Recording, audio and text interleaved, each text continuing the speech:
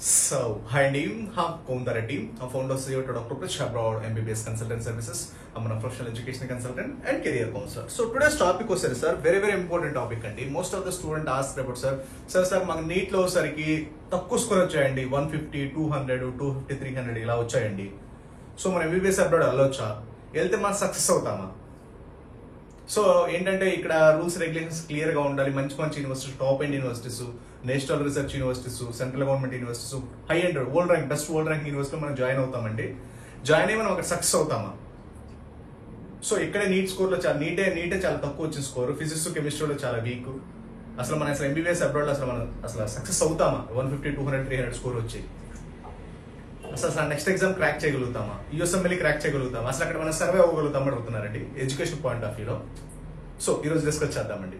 So ఇంకా ఎవరైనా సరే సార్ మీకు ఏదైనా డౌట్స్ ఉన్నా సరే, ఎలాంటి క్లారిఫికేషన్స్ కావాలన్నా, ఎలాంటి అడ్మిషన్ రిలేటెడ్ ఇన్ఫర్మేషన్ కావాలన్నా just go through the doctor pitch abroad MBBS YouTube channel or else you can just contact below WhatsApp numbers. So మీకు ఏ డౌట్ ఉన్నా సరే నాకు కింద వాట్సాప్ చేయండి, లేదంటే కాంటాక్ట్ అవ్వండి డైరెక్ట్ గా.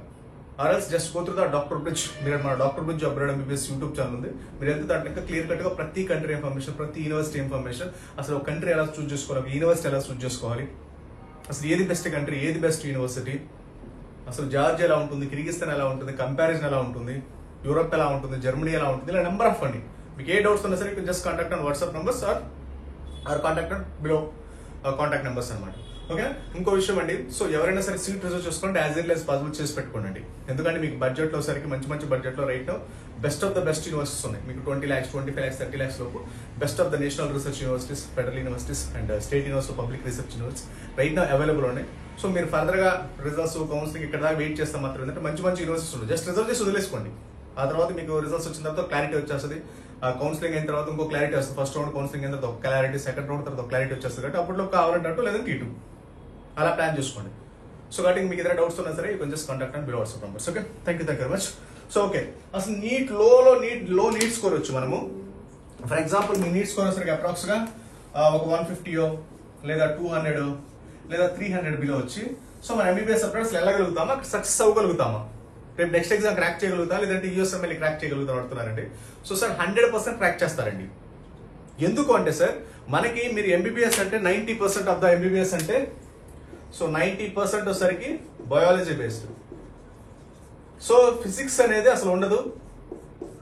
అసలు కెమిస్ట్రీ కూడా జస్ట్ 10% ఉంటుంది, అది కూడా బేసిక్ కెమిస్ట్రీ ఉంటుంది. సో MBBS అంటేనే టోటల్ గా వస్తే మీకు human anatomy, 100% human anatomy. So but కాకపోతే ఏంటంటే జస్ట్ మీకు బయాలజీ బేస్డ్ మాత్రం ఉంటుంది MBBS మొత్తం కోర్స్ మొత్తం కూడా. జస్ట్ మీకు వచ్చేసరికి ఒక 10% మాత్రమే కెమిస్ట్రీ ఉంటుంది. ఫిజిక్స్ అనేది అసలు MBBS లో ఉండదు. మీకు ఎంట్రన్స్ ఎగ్జామ్ లో కూడా అంతే, జస్ట్ మీకు బయాలజీ ఇంగ్లీషే ఉంటుంది. మీ కెమిస్ట్రీ, ఫిజిక్స్ ఎగ్జామ్స్ కూడా ఏమి ఉండవు అక్కడ. సో కాబట్టి ఎవరైనా సరే బయాలజీలో మంచి బాగా చదివే స్టూడెంట్స్ అవ్వచ్చు, బయాలజీ బాగా అండర్స్టాండ్ ఒక 50 to 60 లేదా 70 to 80% అందరికి వస్తుంది. కాబట్టి అందరూ ఎలిజిబులే. సో మీకు ఇండియాలో వచ్చేసరికి ఎందుకు ఫిజిక్స్, కెమిస్ట్రీ కష్టంగా ఉంటుంది, ఎందుకు యాడ్ చేశారంటే అది కాంపిటీషన్ కాబట్టి. ఓన్లీ బయాలజీ ఎగ్జామ్ పెట్టారనుకోండి, అందరికి 360 out of 360 అందరికి వచ్చేస్తాయి బయాలజీలో. ఇది 180 out of 180 అవుట్ ఆఫ్ 100 వచ్చేస్తాయి, అందరికి వచ్చేస్తాయి. సో ఫిజిక్స్, కెమిస్ట్రీ ఎందుకు పెట్టారంటే ఫిజిక్స్ వచ్చేసరికి చాలా మందికి టఫ్ గా ఉంటుంది, కెమిస్ట్రీ కొంతమంది అసలు రాదు. కాబట్టి సో కాంపిటీషన్ తగ్గించడానికి మాత్రమే ఈ పెట్టారు. ఈ MBBS అవసరం అవుతుంది కాదు. సో నీట్లో ఏదో తక్కువ స్కోర్ వచ్చింది కాబట్టి మేము అసలు MBBS అబ్రాడ్కి ఎలిజిబుల్ కాము, అసలు MBBS కి ఎలిజిబుల్ కామని చాలా మంది అనుకుంటారు. సో కాబట్టి అసలు మనకి MBBS మొత్తం టోటల్ గా వచ్చేసరికి మనకి అంతా టోటల్ హ్యూమన్ ఎనాటమీ బేస్డ్, అంటే total biology based, human biology based. So కాబట్టి మనకి ఫిజిక్స్, కెమిస్ట్రీతో సంబంధం లేదు. సో ఎవరు ఎందుకు జస్ట్ మీకు ఏంటంటే నీట్ లో అంత 2 లక్షల మంది రాస్తారు కాబట్టి ఫిజిక్స్, కెమిస్ట్రీ కూడా యాడ్ చేస్తే కాంపిటీషన్ తగ్గుద్దని. MBBS అనేది ఉండదు, ప్రసక్తి ఉండదు. కెమిస్ట్రీ కూడా బయాలజీ 100% బయాలజీ, ఏదో 1 or 2% కెమిస్ట్రీ ఉంటుంది, బేసిక్ కెమిస్ట్రీ.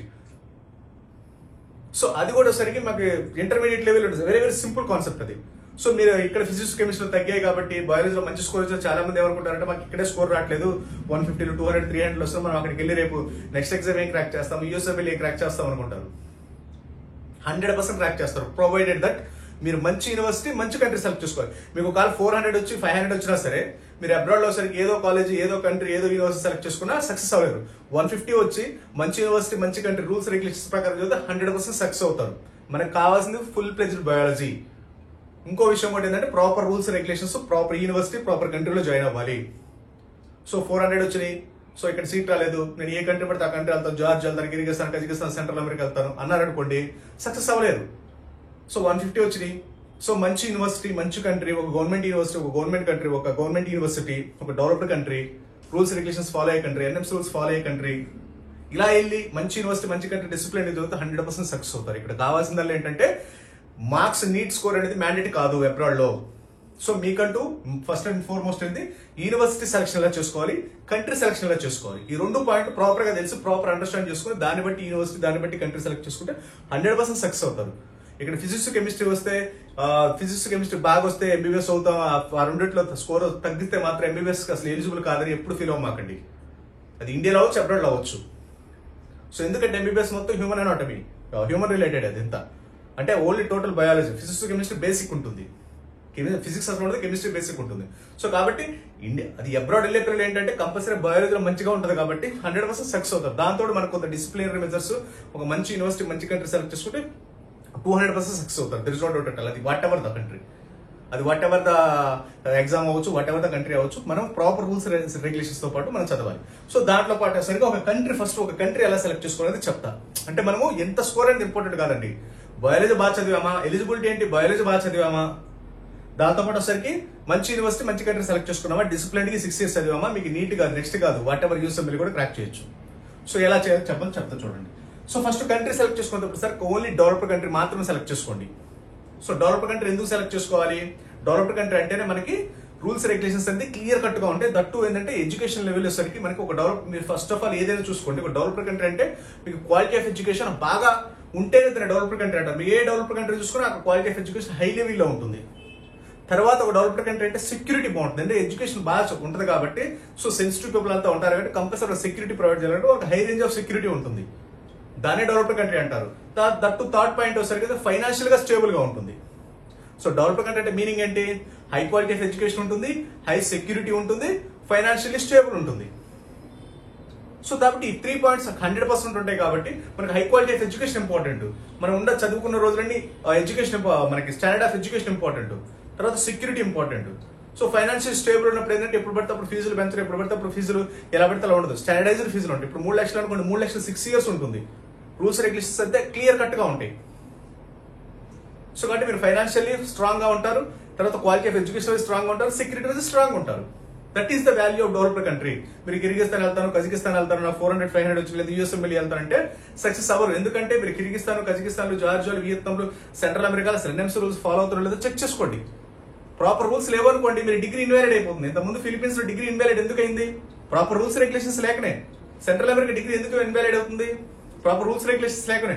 సో మీరు యూరోప్ అంటారు, జార్జియా అంటారు, ఇంటిగ్రేటెడ్ యూఎస్ఎంఎల్ ప్రోగ్రామ్ అంటారు, అసలు అటు వాటికి స్టాండర్డ్స్ ఉన్నాయా, అసలు ఎవరైనా పాస్ అయ్యారా, లేదంటే అసలు వాటికి ఈ సక్సెస్ రేట్ ఏంటి, అసలు యూనివర్సిటీస్ ఎప్పుడు ఎస్టాబ్లిష్ అయ్యి, ఇలా చెక్ చేసుకోవాలి ప్రతిదీ. సో కంట్రీలో వచ్చేసరికి అసలు ఆ కంట్రీ డెవలప్డ్ కంట్రీయా, అండర్ డెవలప్డ్ కంట్రీయా. ఎందుకు డెవలప్డ్ కంట్రీ అడుగుతున్నా అంటే మీకు డెవలప్డ్ కంట్రీ అంటే క్వాలిటీ ఆఫ్ ఎడ్యుకేషన్, తర్వాత సెక్యూరిటీ, ఫైనాన్షియల్లీ స్టేబుల్ గా ఉంటుంది, రూల్స్ రెగ్యులేషన్స్ అన్ని క్లియర్ గా ఉంటాయి. మనకు కావాల్సింది అదే కదా. అందుకే మీరు చేయాల్సిందా లేదు, ఒక డెవలప్డ్ కంట్రీ సెలెక్ట్ చేసుకుంటే 100%, 50% సక్సెస్ అయిపోయినట్టే. తర్వాత యూనివర్సిటీ సెలెక్షన్ చేసుకునేటప్పుడు ఒక గవర్నమెంట్ యూనివర్సిటీ సెలెక్ట్ చేసుకోండి. సో 50% వచ్చేసరికి కంట్రీ సెలెక్షన్ లో ఉంటుంది సక్సెస్ రేట్ ఇది. తర్వాత ఇంకో 50% వచ్చేసరికి యూనివర్సిటీ సెలెక్షన్ లో ఉంటుంది. సో సెలెక్ట్ చేసుకునేటప్పుడు కంట్రీ పరంగా అయితే గవర్నమెంట్ డెవలప్డ్ కంట్రీ సెలెక్ట్ చేసుకోండి. యూనివర్సిటీ ప్రకారం వచ్చేసరికి ఒక గవర్నమెంట్ యూనివర్సిటీ సెలెక్ట్ చేసుకోండి. ఎందుకు గవర్నమెంట్ యూనివర్సిటీ సెలెక్ట్ చేసుకోమని చెప్తున్నాము, సో గవర్నమెంట్ యూనివర్సిటీ అయితే మనకేంటంటే మానిపులేషన్ చేయడానికి, ఫీజులు పెంచడానికి ఉండదు. సో అక్కడ ఏంటంటే గవర్నమెంట్ యూనివర్సిటీ అంటే ఎప్పుడో ఓల్డ్ ఎస్టాబ్లిష్డ్ యూనివర్సిటీస్, అంటే కొత్త యూనివర్సిటీస్ కూడా నేను చెప్పేది. So government university, old university select చేసుకున్నారు అనుకోండి, మనకేంటంటే quality of education, quality of professors ఉంటారు, మీకు ఇన్ఫ్రాస్ట్రక్చర్ ఉంటుంది, లేకపోతే క్లినికల్ ఎక్స్పోజర్ బాగుంటుంది. అందుకు గవర్నమెంట్ యూనివర్సిటీ, ఒక డెవలప్డ్ కంట్రీ, ఒక గవర్నమెంట్ యూనివర్సిటీ అనేది బెస్ట్ కాంబినేషన్ అనమాట. తర్వాత అసలు ఆ యూనివర్సిటీ ఎస్టాబ్లిష్మెంట్ చెక్ చేయండి, ఓల్డ్ ర్యాంకింగ్ చెక్ చేయండి, ఎన్ఎంసీ రూల్స్ ఫాలో అవుతుందో లేదో చెక్ చేయండి.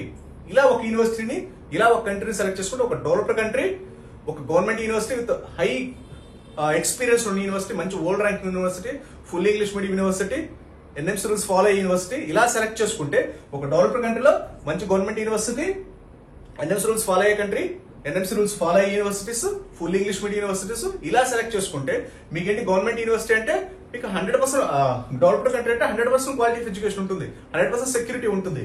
గవర్నమెంట్ యూనివర్సిటీ అంటే మీకు top notch of quality of education ఉంటుంది కాబట్టి దాంతో ఎక్స్పీరియన్స్డ్ యూనివర్సిటీస్ తీసుకున్నారు అనుకోండి, మీకు experience professors, established infrastructure, clinical exposure ఇవన్నీ ఉంటాయి కాబట్టి 100% సక్సెస్ అవడానికి ఇంతకంటే పెద్ద ఫార్ములా అనేది ఉండదు. డెవలప్డ్ కంట్రీ, మంచి government university with experience and world rank, best world rank ఉన్న యూనివర్సిటీ సెలెక్ట్ చేసుకుని full English medium, NMC rules అన్ని చెక్ చేసుకుంటే 100% this the formula for success. So మీకు 150 వచ్చినా 450 వచ్చినా సంబంధం లేదు. ఈ ఫార్ములా అనేది మంచి ఒక డెవలప్డ్ కంట్రీ, మంచి యూనివర్సిటీ సెలెక్ట్ చేసుకుంటే 100% సక్సెస్ అవుతారు. అది నెక్స్ట్ ఎగ్జామ్ అవచ్చు, యూఎస్ఎంఎల్ అవచ్చు, యూకే అవచ్చు, ఏదైనా. మీకు ఏ ఇంటర్నేషనల్ ఎగ్జామ్ క్రాక్ చేయాలన్నా ముందు మనకు సబ్జెక్ట్ ఉండాలి కదా. సబ్జెక్ట్ లేకుండా మీరు ఏ యూఎస్ఎంఎల్, ఏ నెక్స్ట్ ఎగ్జామ్, ఇప్పుడు మీరు అండర్ డెవలప్డ్ కంట్రీ ప్రైవేట్ కాలేజీలో చదువుతారు, అక్కడ మీకు క్వాలిటీ ఆఫ్ ఎడ్యుకేషన్ లేనప్పుడు మీరు యూఎస్ఎంఎల్ ఏ విధంగా క్రాక్ చేస్తారు, ఏ విధంగా నెక్స్ట్ ఎగ్జామ్ క్రాక్ చేస్తారు? సో కాబట్టి ఇది బేసిక్ ఫార్ములా అనమాట. మీ క్వాలిటీ ఆఫ్ ఎడ్యుకేషన్ లేకుండా, ప్రాపర్ రూల్స్ రెగ్యులేషన్స్ లేకుండా డిగ్రీస్ ఏ విధంగా వ్యాలిడ్ అవుతాయి?